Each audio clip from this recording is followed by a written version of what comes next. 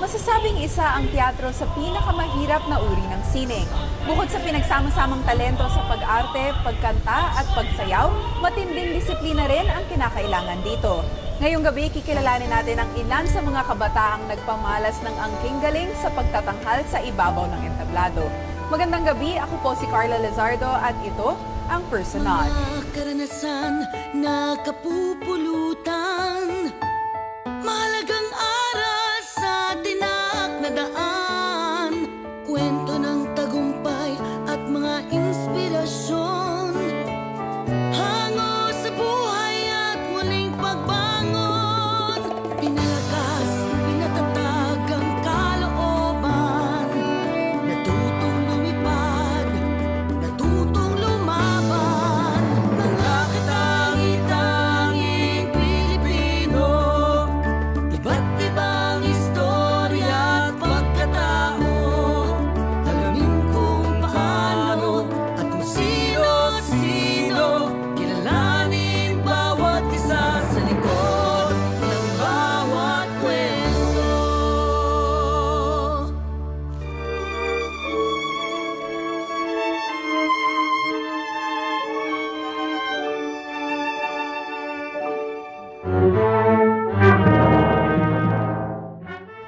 Noong nakaraang taon ng isadula sa isang opera ang kontrobersyal na Noli Me Tangere ng ating pambansang bayani na si Dr. Jose Rizal, tinanghal at pinapurihan ito hindi lamang sa Pilipinas, kundi maging sa New York at Washington sa Amerika. Gayunpaman, sa dinami-dami ng mga theater actors na nagbigay buhay sa bawat karakter ng nobela, dalawa sa kanila ang talaga namang tumawag ng pansin sa marami. Sila Crispin at Basilio na ginampanan ng child theater actors na sila Yapjoco at Eggo Velasco. They should love doing acting because it should also make them happy for them to continue. Sa murang edad na 9 na taon ay gumanap na sa iba't ibang karakter sa entablado ang batang si Jose Luis Mari Yapjoco III o mas kilala sa tawag na Mari. How young were you when you started acting? I started 4 years old. Wow! So what made you decide to go into acting? Well, I just like acting because it makes me feel good and I'm happy entertaining people. So did you start taking lessons when you were just 4 years old? Or No. was it just acting for fun? Acting for fun and well, professionally, that I started acting in professional, I was 7. 3 taong gulang si Mari nang madiscover ng kanyang magulang ang kanyang talento sa pagkanta at pagsayaw. Kaya hindi na rin nila ikinagulat nang makita nila ang potensyal ni Mari sa larangan naman ng pag-arte. We never knew he could sing. We only knew he could dance and act as an overacting child, ganon. Not as a singer. We only knew about the singing when he told us that he wanted to join The King and I. He saw on the newspaper that there was this audition going on and he was just 7 years old then. So we brought him to Resorts World Manila and that's it. That started his professional career as an actor, as a child actor. Well, in King and I, everybody was singing, but in Noli Me Tangere, when you enter the room, everybody was singing and they talk to each other by singing also. Wow! So how did you first realize that you were actually quite good at acting? Well, my mom told me that I was good in acting, especially in singing, because they just know that I am good in dancing. Sa pagsama-sama sa kanya sa mga rehearsals at auditions, halos naging bonding time na rin ng mag-anak ang kinahiligang gawin ni Mari. Pero bilang bata, palagi pa rin ipinaaalala ng mag-asawa ang kahalagahan ng pag-aaral sa anak. Dahil dito, kinailangan ni Mari na pagsabayin ang edukasyon at acting commitments niya. You're a multitasker. How do you manage to balance your practicing for acting with your schoolwork? The shows is in the evening, so well, the school is in the morning till afternoon, so I could still study. Well, now I am top 3 in class. Wow, good job. Thank you. And aside from school and acting, are there any other hobbies that you like to do? Well, I play with my nephew and I take care of my puppies or dogs.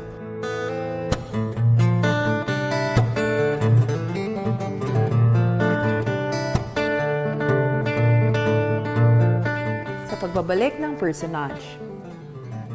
And out of all of the roles that you've played, which one is your favorite? Crispin in Noli Me Tangere. Were you really auditioning for the role of Crispin? Yes. And then, how was the experience? Well, I felt happy and quite nervous and I vocalized every day for singing.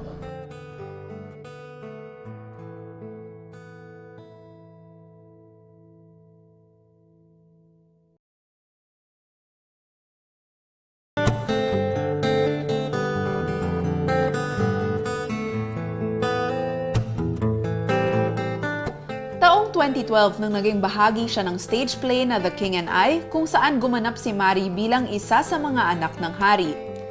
Ito ang nag-introduce sa kanya sa malakihang produksyon ng musical plays. Ngunit kaiba pa rin ang naging paghahanda at pagganap niya sa Noli Me Tangere, the opera. And out of all of the roles that you've played, which one is your favorite? Crispin in Noli Me Tangere. It's been a few months since you played that role. How did you get the role? I auditioned it. I auditioned in Resource World to get the role. And then, what did you feel? Were you really auditioning for the role of Crispin? Yes. And then, how was the experience?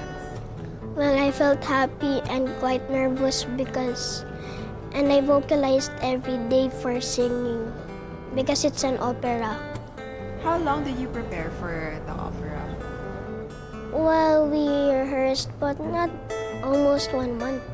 And right now, are you preparing for any projects? Yes. What project is up next for you? Jesus Christ Superstar. Wow. I am the young Jesus Christ. We give him advices like for the roles, ganon, not just from why the director is kind of strict, no, in his roles. We tell him na it's nothing, it's natural, it's part of the play. Ganon. Just continue what he's doing, stay focused, balance studies and theater. Isa na nga si Mari sa magagaling na theater actors ng kanyang henerasyon ngayon sa bansa. Hindi rin maipagkakaila na may naghihintay na magandang kinabukasan para sa kanya dito. Ngunit hindi dito nagtatapos ang kanyang pangangarap. To see him always happy in what he's doing, so he loves cooking. He says he wants to become a chef. And then at the same time, he also wants to become like his Tito Freddy, Direct Freddy Santos of The King and I and Noli. He also aspires to become not just an actor. That's what he tells us. I want to become like this. I want to become like this. We never heard him say he wants to become a doctor. Although we did hear him say that he wants to become a veterinarian. May mensahe ring gustong iwan si Mari para sa mga kabataan na nais din na maging kagaya niya. If they want to be like me, they should love doing acting because it should also make them happy for them to continue.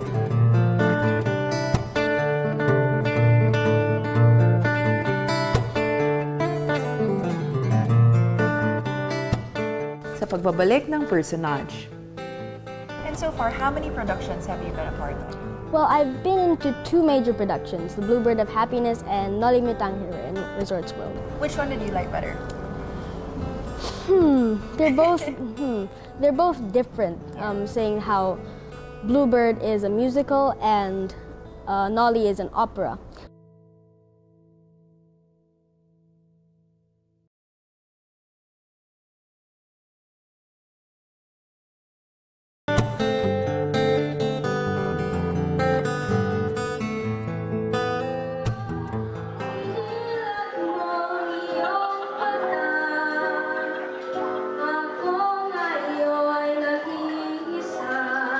Si Crispin may wala na.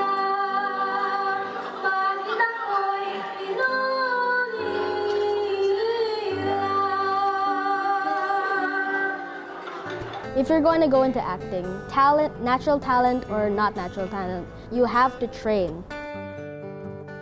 Ang kapatid ni Crispin na si Basilio naman ang karakter na ginampanan ng 12 taong gulang na si Reginald Santiago Velasco o mas kilala sa pangalang Eggo. Maraming paghahanda ang kinailangang pagdaanan ni Eggo para sa role na Basilio at kasama na dito ang pagbabawas ng timbang. And so far, how many productions have you been a part of? Well, I've been into 2 major productions, The Bluebird of Happiness and Noli Me Tangere in Resorts World. Which one did you like better? They're both different, saying how Bluebird is a musical and Nolly is an opera. But I'd say Nolly because I'm one of the lead roles with Mary. I play the role as Basilio. And he's one of the characters where I really absorbed his feelings and felt how he felt. How did you hear about the auditions and what did you have to do to get in the Noli Me Tangere? Oh, well, I heard that they were holding auditions for Noli Me Tangere, so I just went to Resorts World as fast as I could and I met my friends. And so we practiced the song that they gave us until finally it was time to sing it to the judges. I wasn't so good at the beginning, but they were able to teach me how to sing it well, teach me how to say the words properly, and I got in. Parte ng isang pagiging theater actor ang sumailalim sa iba't ibang preparasyon para bigyang buhay ang bawat karakter na gagampanan nila sa ibabaw ng entablado. How do you usually prepare for your upcoming projects? Well, I usually just vocalize in the morning and at night, and I have a diet that has no sugar involved. Wow. Yeah. What's the story behind that? Why can't you have sugar? For your voice? Yeah, for my voice. And for your looks? And for my looks too. Nagsimula ang pagkahilig ni Eggo sa pag-arte dahil sa nakababatang kapatid na naunang umarte sa entablado. Nagpakita siya ng interes dito na siya namang sinuportahan ng kanyang mga magulang. Even when he was young, he could sing. At the age of 2, he was singing, even if he can't speak any full words yet. But we really learned about his talent when he joined summer workshop, and during the recital, we were just so surprised seeing him on stage that he looked so comfortable and natural on stage, and his voice just came out, his acting just came out. And by the time the show was finished, everyone came out. A lot of people wanted to have his photo because I guess he was really that good. It wasn't just me and my husband who realized that he was good at what he was doing. I'm a kid and I have a lot of other interests, like I write stories, I play the violin. But yes, I'd say that acting and singing is something that I definitely want to continue until I grow up. So right now, who is your favorite actor? Well, my favorite actor of all time is Daniel Day-Lewis because, in my opinion, he is the best actor of our time. Why do you think so? Because the way that he captures his roles, the way that he turns it from a character in a script to a living, breathing human being with different personalities and different ways of, interacting with the world and different people. Before you joined trumpets, were you already taking singing or dancing lessons, or were you just doing that at home? No, I was just playing violin. That was my main goal, school and violin. Are you still doing that now? Yes. Okay, so how did you first discover that, hey, I can actually do this acting thing? When I joined trumpets. I've been singing, I guess, but I thought that I was such a great singer until I went to trumpets, and they just improved my voice in such a way that I know what I'm gonna do and I know how to improve my voice even more. It just shows that sort of humility and ground to earth kind of thing.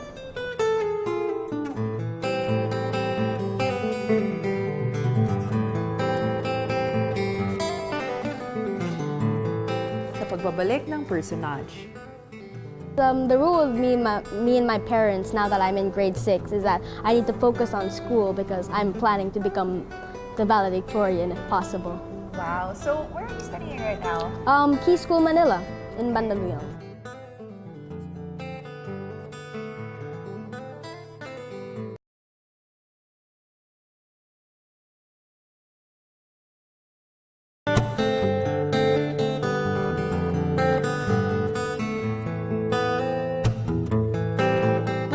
suportang ibinibigay ng magulang ni Eggo sa kanyang career ngayon. Sinisiguro ng mga ito na masamahan siya sa mga auditions at rehearsals. And how have your parents supported you so far? Oh, they've been very supportive. They've been sacrificing their work time, their relaxed time, just to fix my clothes, make me vocalize, and bring me to different shows. And I love them so much. The support we give him is teaching him how to balance both school and work. And I ask him if he likes the projects, because there are a lot of projects there. I first ask him if he's interested in it, because he knows what he wants already. And then if it's something that he's afraid to do, we're always there to help him overcome his fears. We also make the time for him. I'm just lucky that I'm able to juggle my work and his career. So it's just tough juggling. Like, you come home from work and then you bring him to his rehearsals and you wait until he's done. And while waiting, you're working. That's how we support him, taking him where he needs to be. Kagaya ni Mari, batid din ni Eggo ang kahalagahan ng edukasyon. The rule of me and my parents, now that I'm in grade 6, is that I need to focus on school because I'm planning to become the valedictorian if possible. Wow. So, where are you studying right now? Key School Manila in Mandaluyong. Pero bukod sa pag-aaral, nakapaglalaan pa rin siya ng oras para sa iba pang libangan gaya ng pagtugtog ng violin. Maliban sa pagiging isang kilala at matagumpay na aktor ng bansa, may iba pa rin gustong marating si Eggo. I really like to become a writer and even more a musician because I really, really love the violin. Hopefully, I might get to Juilliard's one day, but that's high hopes. How did you go about the auditions and how was the experience? Well, the auditions I tried to do the role for Titil, so I just sang the Bluebird of Happiness song. But then I ended up being the younger brother, and I had to wear a toga. But it was fun. I got to meet a lot of people, and everyone was just in high hopes because it was a really great production. I just love the music and the dancing. And one of my favorite parts is just meeting new people and seeing how they act with others. Para naman sa kabataan na humahanga sa kanya at nais na maging isang theater actor, ito ang maipapayo ni Eggo.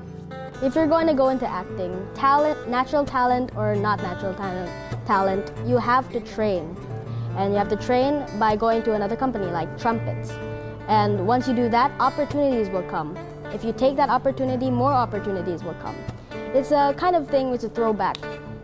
It's a throwback kind of thing. And also, just keep in mind that you're still a kid and everything that you do is for fun and for love, for passion. Always keep in mind that what you're doing is for God. No pressure, just adventure. Sa mundo ng teatro kung saan matinding disiplina ang kinakailangan, bibihirang makakita ng mga aktor na kasimbata ni Mari at Eggo. Silang dalawa ang nagpapatunay na hindi sukatan ng edad para maging matagumpay sa larangang nais pasukin. Hanggang sa muli, ito ang programang naghahatid ng mga kwento ng tagumpay, inspirasyon at pagbangon. Ako po si Carla Lizardo at ito ang Personage.